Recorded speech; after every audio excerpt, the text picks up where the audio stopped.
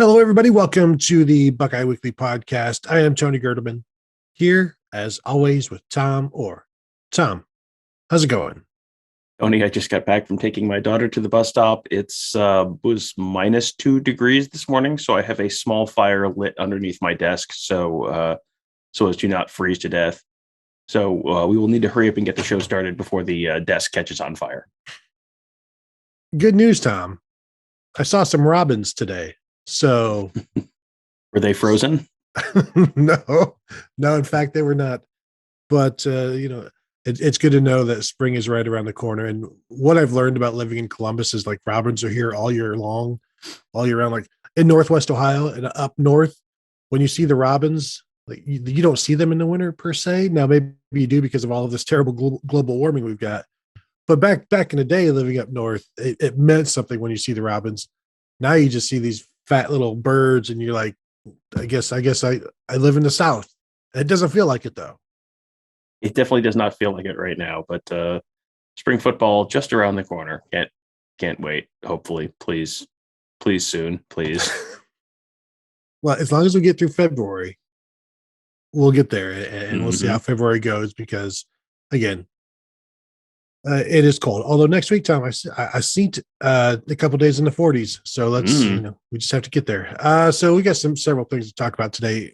We have not yet been able to touch on the commitment of Will Smith Jr., 3-star defensive lineman out of Dublin. Kaufman probably projects to defensive tackle. And I think he plays a little bit of 3-4 defensive end and also plays inside. Really quick guy. I know Mark Givler has kind of compared him a little bit to Robert Landers with that quickness. The number 540 player overall, number 71 defensive lineman in the class, number 14 player in Ohio. Obviously a Buckeye legacy.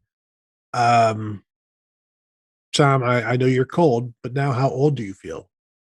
Very extremely old. I guess Antoine Winfield's kid has come and gone to the pros already. So I'm pretty much impervious to feeling old. And Orlando Pace's son is on the Ohio State team right now. So I have made my peace with the fact that I am 1,000 years old. But it does not feel like Will Smith was at Ohio State long enough to have a college age kid. But then you do the math and it's like, oh Lord, that was not at all recent.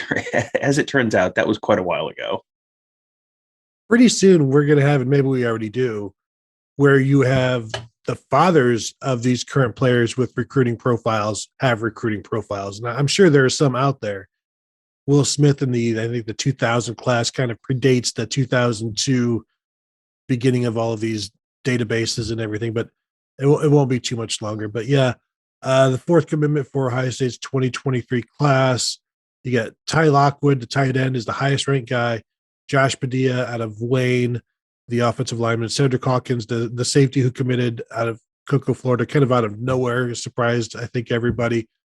Then, of course, Will Smith. And things will eventually start picking up, especially as this 2022 class is almost completely in the books. I wouldn't be surprised to see more commitments coming on here, especially as spring ball gets going and you get some visits going. But right now, let's see, where are they ranked? Number 7 nationally. And it's 3 4-star guys and a 3-star. Really nobody to blow you away in terms of star, oh my gosh, there's really no headliner yet, because when the highest ranked guy is a tight end, Tom, you still have some room to grow. Yeah, it's easy to forget that he's the highest ranked player in the class because he's an Ohio State tight end. So I saw someone talking about where some classes are. I heard someone talking about Notre Dame having the highest ranked class of the nation at some point. It was like, it's January. That doesn't matter at all. If whoever you have, if the guys you have fit needs, that's all you really need at this point of the cycle. I had Bill Green on the morning show on Thursday to talk about, where things stand with Ohio State and some of their targets right now for offense. And then on Sunday, I'll have him on to talk about the defensive side of the ball. But he said, this is, he's just started his new series. Yes, no, maybe, possibly, probably, where he kind of tracks where he thinks Ohio State is with certain recruits throughout the cycle. He started it in April last year. and had, I think, 6 or 7 guys who were more or less in the class at that point. And I think maybe one of them ended up signing. Like there's so, and last year was a little bit of an anomaly with no visits and all that stuff, but you're still so early in the process that so much is going to change that all you can really, all you really need to worry about is like, do the guys you have already start to fill some needs? And then are you in on some other guys? And as you said, once spring ball starts, are those guys visiting? Are those guys coming in for the spring game? Are they coming to camp in June? And then are you getting them back on campus in the fall for a game on a Saturday, or multiple visits throughout the season?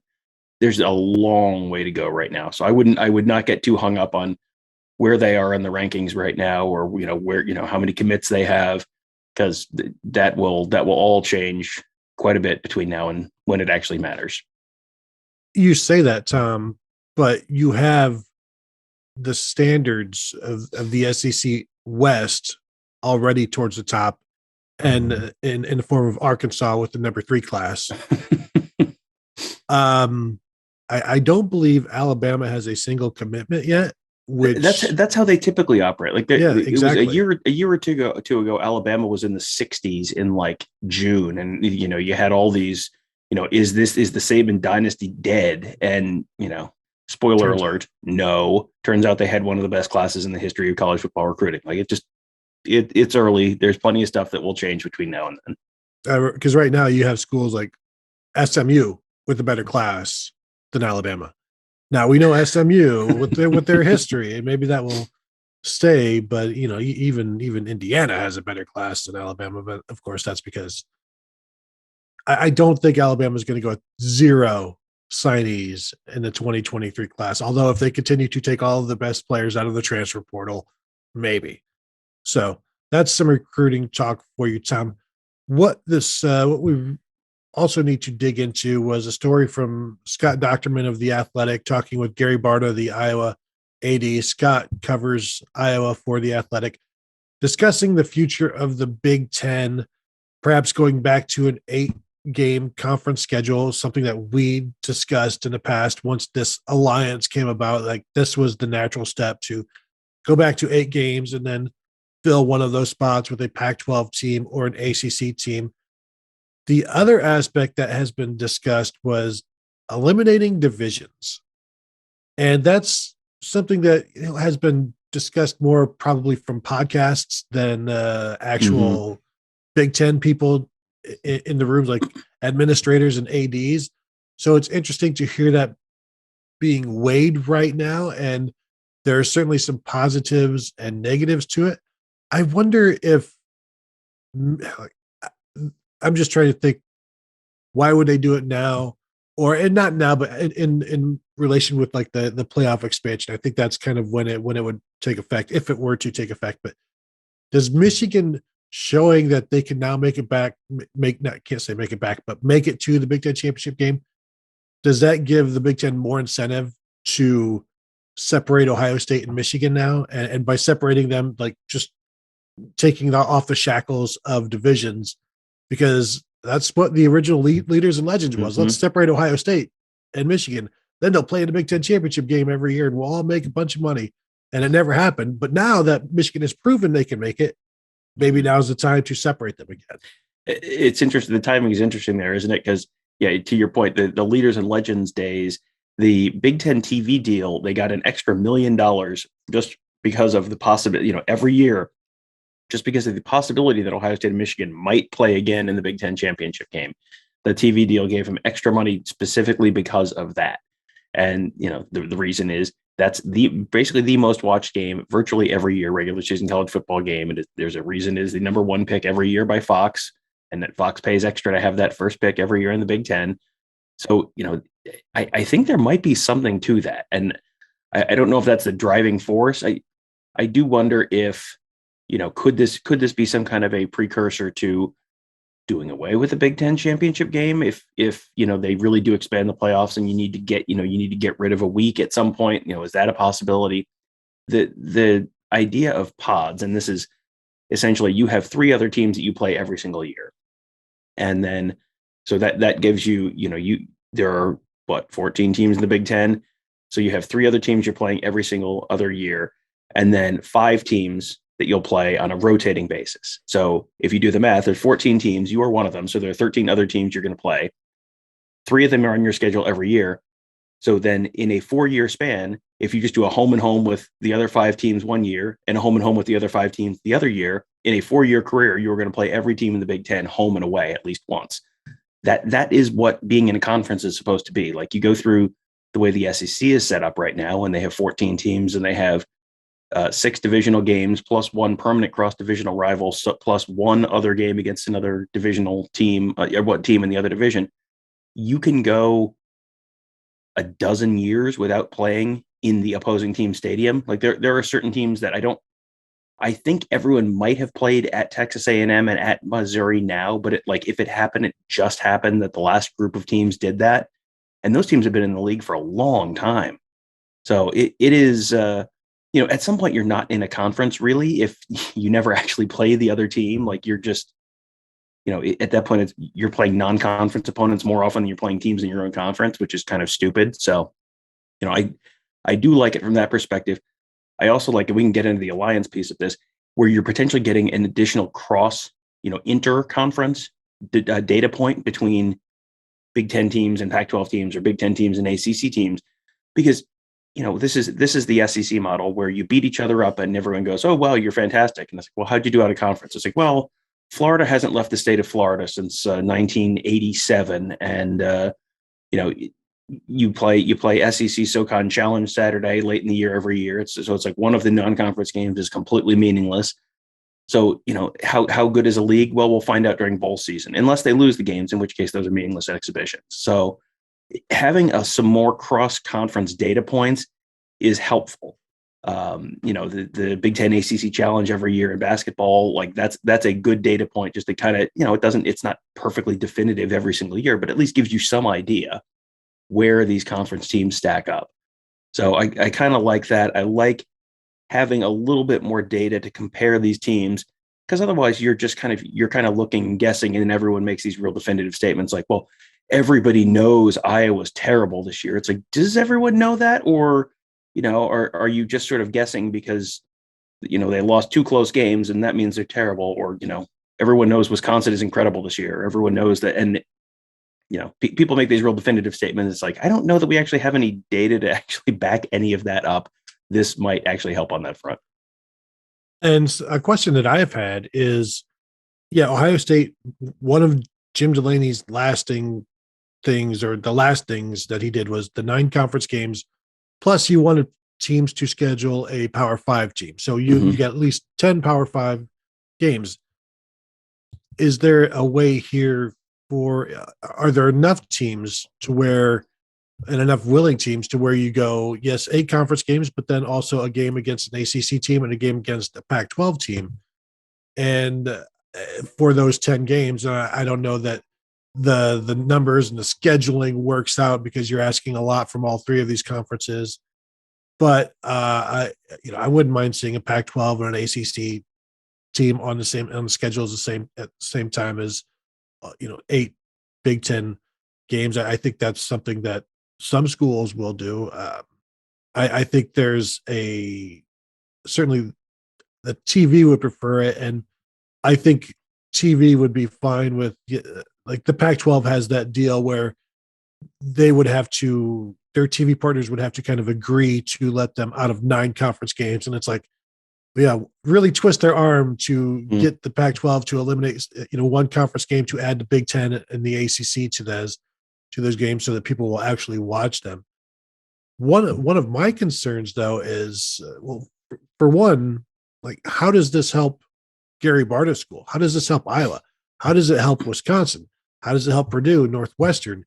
If it feels like this is being done for the teams in the East, and then what 3 teams are going to be tied together? Like, what 3 teams is Ohio State playing? Because it can't be Michigan, Penn State, and Michigan State, because that's not fair to any of those 4 schools or whatever. So it's like, yes, you're going to be tied to Michigan. Who else is Ohio State going to be tied to? And if they have to go, 6 years without playing for that wooden freaking turtle, that's unacceptable. I mean, it's going to be Michigan. That is obviously the free space in the bingo card. And, the next question is, okay, who are Penn State's teams? Because Penn State geographically, it probably should be Ohio State, Rutgers, and Maryland. I mean, if you're just going to go on a geographic basis, I'm sure Penn State will absolutely have kittens over the fact that they're not playing Michigan every year under that scenario. But then if, Maryland or Rutgers isn't playing Penn State, they're going to throw an absolute fit. So that's kind of the interesting dynamic there, is how do you actually sort out those pods? Because you're right. I mean, Michigan State, Penn State makes the absolute perfect sense. And really, from an Ohio State perspective, Ohio State shouldn't mind playing those teams, because you want to have a decent, want to have a pretty good schedule, and then you're going to rotate through the rest of the conference. And I don't mean to be indelicate, but there's a lot of other garbage in the conference that will kind of pad out your schedule a little bit. You will still get to play Rutgers and Maryland every other year, and you'll still get to play for the wooden freaking turtle, as an eloquent man once said, and Indiana and all of those schools. So yeah, I do wonder about that. The interesting piece of this is where the leak came from, because let's do a little media criminology, right? Okay, Scott Docterman is the Iowa beat writer. Gary Barta is the Iowa athletic director. So if Gary Barta is leaking this, is Gary Barta leaking this because he's for it and he wants to get movement on it? Or is Gary Barta leaking this because he's against it and he wants to get stopped, the way that like Texas A&M leaked to the Texas and Oklahoma to the SEC thing over the summer? I assume he's for it.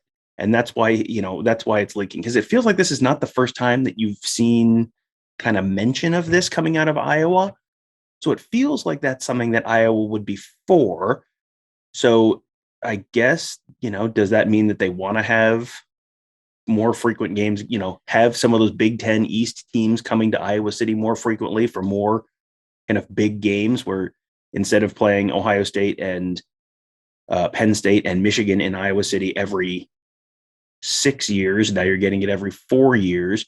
So essentially, probably just about every year, every other year, you're getting one of those big Big Ten East teams coming to your stadium.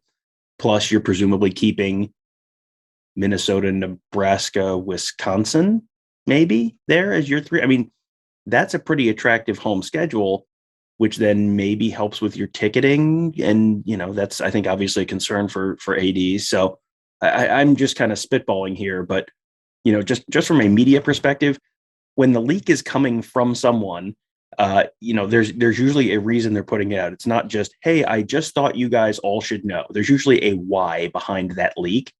So that's the best I can do at the moment, coming up with a why behind that. But I did think it was interesting that it came out of Iowa and not out of Ohio State or Michigan or Penn State or someone like that. Could it also be a trial balloon, just to see, test to win, see what people think of it? Yeah, but I mean, why is I yes, and that's something that I think. Okay, let's explain that briefly too. I mean, sometimes you'll see stuff floated just as a, hey, just something we're thinking about, and just see if there's like huge pushback on it. I mean, I go back to what were they trying to get sponsored? It was like 2002, 2003. They were going to get Michigan game. The Ohio State Michigan game was going to be sponsored AT&T by or something. MCI. Yeah, someone like that. Yeah, I don't think it wasn't the 1872 Ohio State Michigan game. It wasn't MCI. What Ohio State Michigan, brought to you by 1-800-COLLECT. It was they were going to get the Ohio State Michigan game sponsored, and they just sort of like floated it like, hey, we're thinking about doing this to raise a little money, and people absolutely threw a fit, and they went, okay, we didn't say we were going to do it. We just said we were thinking. It was just, it was like, hey, mom, I'm thinking about taking up smoking. Just thinking about it. What do you think? Like, and just see if your mom murders you. Like, that was kind of what that was. That's a trial balloon. So, again, assuming it is a trial balloon and he's the one who's floating it, like, what is he hoping for? I assume he's for it. If you're floating it, because I think you would assume the response would be positive. I mean, are people going to be mad about like, oh no, we don't get to see Rutgers come to Ohio State as often? Oh no, please, no, come back, Greg Schiano. You're our only hope. I feel like the response to this is pretty positive and is going to remain pretty positive overall. So yeah, my guess is he's hoping that this, the response is good and this moves forward. one flaw in your analogy about the smoking cigarettes. If you go, "Hey, mom, I'm thinking about taking up smoking," and then she's immediately like, "No, you're not," and then you're like, "AT&T said they'll give us 1.8 million." Then it's like, well, all right, let's go to the carryout right now. Can't turn that kind of money down. Bring your brother. I want 3.6. So, but well, who is against this then? Because I think everybody is in favor of fewer conference games if they're being replaced by interesting non-conference games. Because I know Buckeye or Big Ten fans are, well, if the SEC is only going to play 8 conference games, why should the Big Ten play 9? Now, granted, you're replacing those with Power 5 conference games, but also there's the interest in the non-conference stuff. Eliminating the divisions, I think you make an interesting point. When those East teams, and maybe this is something we should research, when those East teams go to Iowa and they go to Wisconsin, it's not that easy. Mm-hmm. And they get tripped up all the time, and we've seen it firsthand. Also Purdue sometimes. Also Purdue, quite a bit actually. So that's interesting, where you would rather, you know what, if we can get them on campus, let's do that, because that may eliminate us having to beat them in Indianapolis. That may get them out of the picture. And, as far as who would oppose this, I think the answer to that very well might be the folks in the Big Ten Network offices who have, they currently have more conference games, and the conference games are a little more meaningful than the non-conference games. Because, the non-conference games are potentially really exciting, that you could have an Ohio State Clemson or an Ohio State USC or Ohio State Florida State kind of series. Like that would be really cool. For every Ohio State Clemson series, there is also a Maryland Oregon State series, which is like what do I have to do to get you in this Minnesota Duke game today, sir? There are a lot of less. The good thing about the Big Ten ACC basketball challenge is like, yeah, Ohio State Duke, and then there's also like Boston College and Northwestern. Like, well, does the Big Ten have overflow channels for its overflow channels? Maybe we can hide it on one of those. You have with the 9 conference games, there are just more conference games. That is more conference game TV inventory, and just inherently, you are going to be more interested in Big Ten conference games because they count in the Big Ten standings. So I think there's a possibility that the Big Ten Network might not love this, but if this means more high-profile interconference games, maybe Fox and CBS, who is presumably we're kind of assuming is the next big network partner, that Fox and CBS might split the next Big Ten contract. If it makes them happier, it gives them more high-profile games to televise out of conference earlier in the season, then you may be able to tell the Big Ten Network, like, well, I'm very sorry, but you're going to have to kind of deal with this because this is going to make us more money long term. Yeah, the 2 owners of the Big Ten Network are Fox and the Big Ten. Mm-hmm. So if they're happy, the Big Ten Network is just a franchisee. Like, here, you have to serve this. This is what our restaurant people have come up with. You serve it, whether you like it or not. Just take it. This all seems fine to me. And I know there's so much change going on around college football. This would be an entertaining change rather than just a I wonder change. And maybe it ends up being terrible, but I kind of like change for the sake of change every now and again. Don't constantly need it, but I don't really have any opposition to these 2 ideas of the 8-game conference schedule and eliminating the divisions. Do you have any opposition? Like, are you? No, I like the idea of playing other Big Ten teams. Like, I don't need to go back to Rutgers again next year. I don't need to go back to Maryland again this year. Like, I've been there.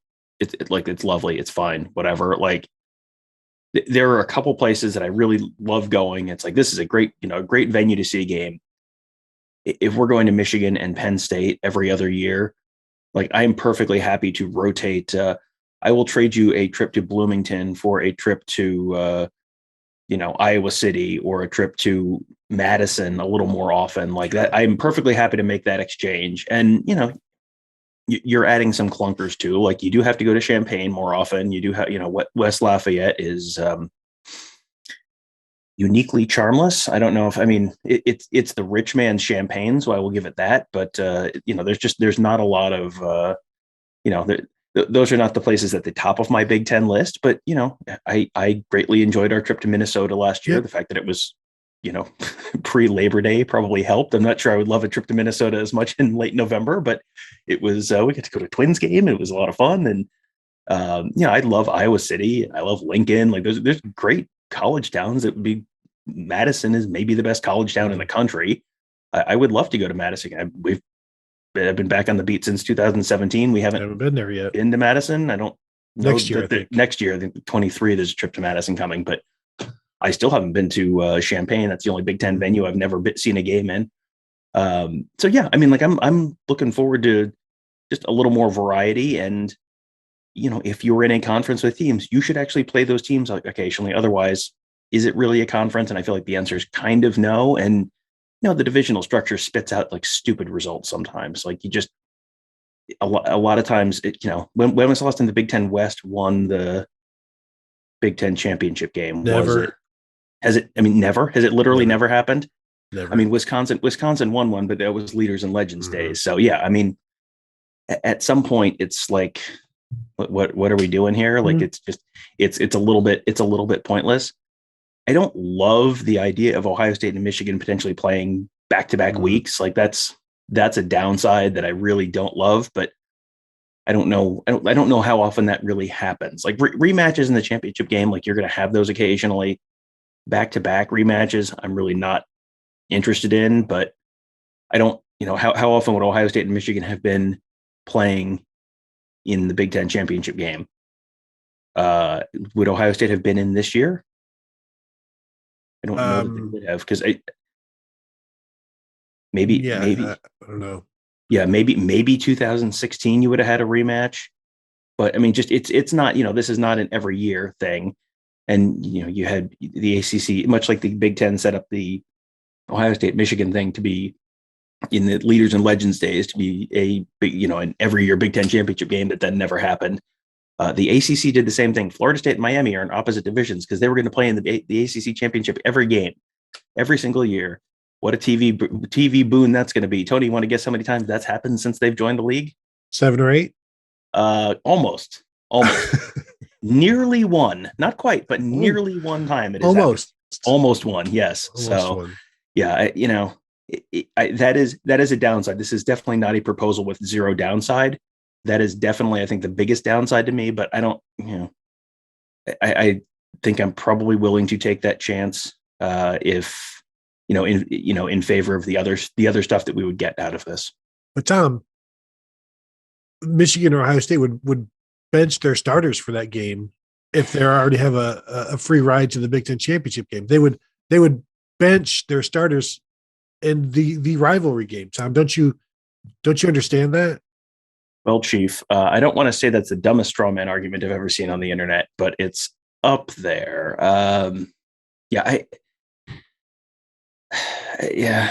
Like as soon as we see that, I'm perfectly willing to get outraged by that. I'm not. Life is too short to get pre-annoyed about stuff that is likely never going to happen. So, but Tom, if it's never going to happen, the only time to get annoyed about it is pre. I have to get annoyed about something. Come on, please. This is the internet. And last thing as we go here, Michigan looks to be losing defensive coordinator Mike Macdonald, going back to Baltimore, where John Harbaugh only loaned him to Jim Harbaugh for 1 year, and now looks like he's going to be bringing him back. This is very standard for brothers to give something and then take something back. That's basically what we do. That's all we live for. Here, take this, borrow. Are you enjoying it? I need it back. I got to have it back. And so that looks to be like what John Harbaugh is doing.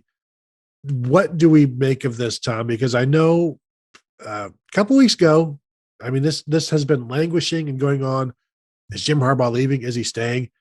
It sure seems like if he was going to do one or the other, we would have known by now. And Mhm. the fact that it keeps lingering, it sure seems like if he was staying, he would have just stayed. But I think this is negotiating. Like he can go, he can leave, he can stay, but he's going to take the best deal. So he's got 1 foot out, 1 foot in, and it's going to be, I think, whoever gives him the best offer is going to be the one that keeps him.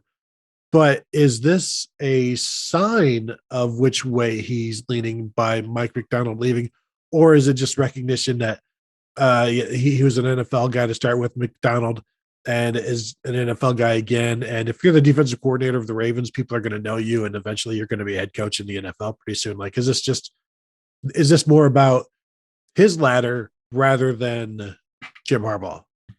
You know what it reminded me a lot of?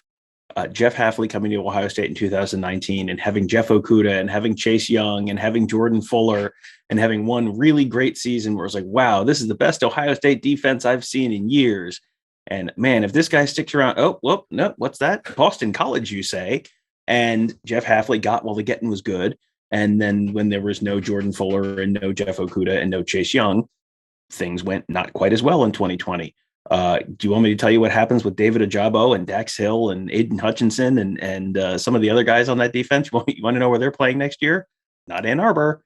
So, Mike Macdonald may have pulled a Jeff Hafley here and gone, and instead of going from NFL position coach to college head coach, going from NFL position coach to NFL defensive coordinator. Again, assuming this all comes through, and all indications are right now that that's the plan.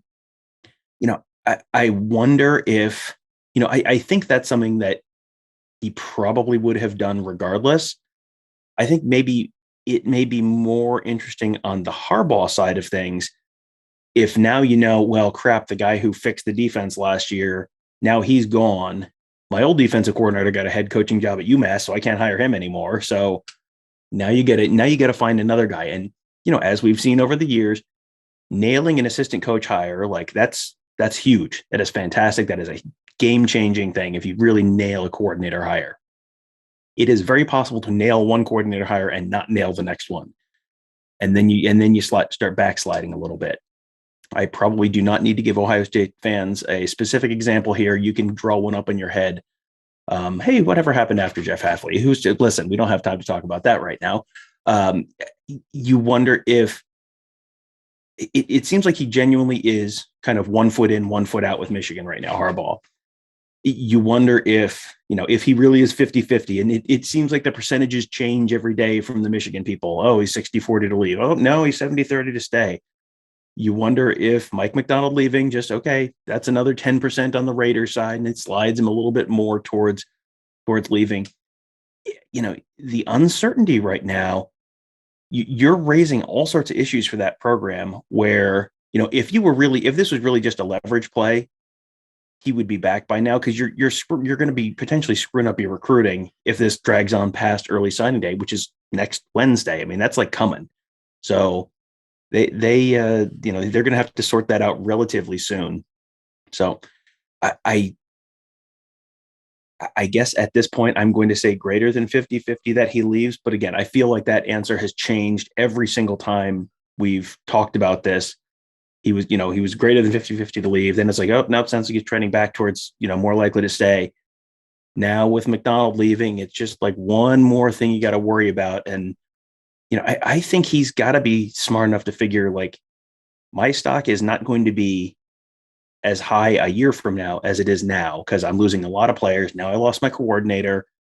We have seen what happens to a college coach who has been struggling and then has the genius coordinator come in for a year and gets the fantastic talent and then that talent leaves for the NFL, and then the coordinator leaves for the NFL, and then you're Ed Orgeron, and it doesn't go well. So I do wonder if Harbaugh's looking at all that kind of stuff and going, maybe it's time to get while the getting's good, because I don't know that a trip to Columbus is going to go super well for them this year. So, if you're going to go, if you think you want to go to the NFL, this seems like this is the perfect time to do that.